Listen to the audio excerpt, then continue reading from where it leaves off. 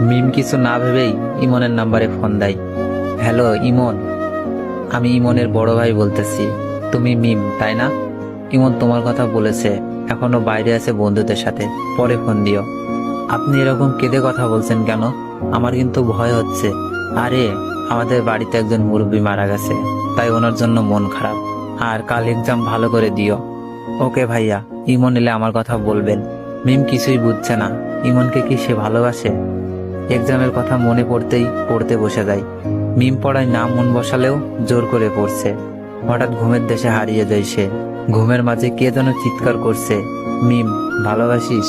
কণ্ঠটি পরিচিত, কিন্তু ধরতে পারছে না। হঠাৎ ঘুম ভেঙে যায় আজ মিমের। ডাক ডাকার আগেই উঠে গেছে। মিমের চোখে মুখে আতঙ্ক। মোবাইলটা হাতে নাই, কোনো মেসেজ নেই, নেই কোনো মিস কল।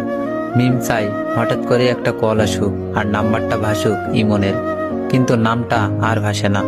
মিমের মনে হচ্ছে সে ইমনকে ভালোবাসে। ইস, যখন বলবে ইমন ভালোবাসি, কতই না খুশি হবে সে। ভাবতেই অবাক লাগছে। এক্সামের পর সোজা ইমনদের বাড়ি চলে যায় সে। ইমনদের বাড়িতে আগেও এসেছিল, তাই খুব একটা কষ্ট হয়নি। ইমনদের ঘরে এত মানুষ কেন? ইমনের বন্ধুরা সবাই এখানে, ইমন কই? আগের বার এসেছিল, তখন তো ইমন কত খুশি হয়েছিল। ইমনের ভাই মিমকে এগিয়ে নিয়ে যাচ্ছে ইমনকে দেখাবে বলে, কিন্তু মিমের মনে খটকা, এদিকে তো গোরস্থান, এখানে কেন আনতাছে? ইমনের ভাই পকেটে হাত দেয়, একটা সেরা পাতা দেয় মিমের হাতে। কাগজটি পড়তে শুরু করে। হ্যাঁ, এটা ইমনের লেখা। কেমন আছিস মিম? আশা করি ভালো থাকারই কথা।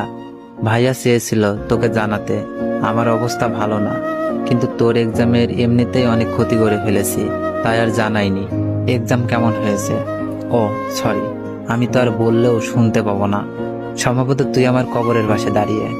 জানি না কোনখানে কবর দেওয়া হয়েছে, তবে আমি খুশি হয়েছি এই ভেবে যে আর তোকে ডিস্টার্ব করব না। আসলেই তোকে অনেক ডিস্টার্ব করেছি, মাফ করে দিস। আর হ্যাঁ, রনি অনেক ভালো এবং হ্যান্ডসাম, তোর সাথে মানায়। সেদিন তোদের দুজনকে পার্কে দেখেছিলাম, খুব খুশি হয়েছিলাম। আবার তোদের দুইজনকে একসাথে দেখে রাগও হচ্ছিল। আর ও সরি, তোর এমনিতেই অনেক টাইম নষ্ট করেছি। সামনের এক্সামগুলো ভালো করে দিস। আর একটা কথা, নাপা কাজ করেছে, আমার সব ব্যথা দূর করে দিয়েছে। থ্যাঙ্কস, মাফ করে দিস। আর একটা কথা, রাগ করিস না, ভালোবাসিস মিম। আবার সরি, আর জীবনেও বলবো না। এই কানে ধরছি, বোরিং বোরিং। মিম ধপ করে ইমনের কবরের পাশে বসে পড়ল আর চিৎকার করে কান্না করছে।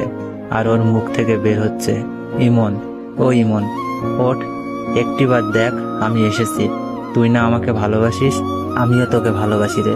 ওঠ ইমন।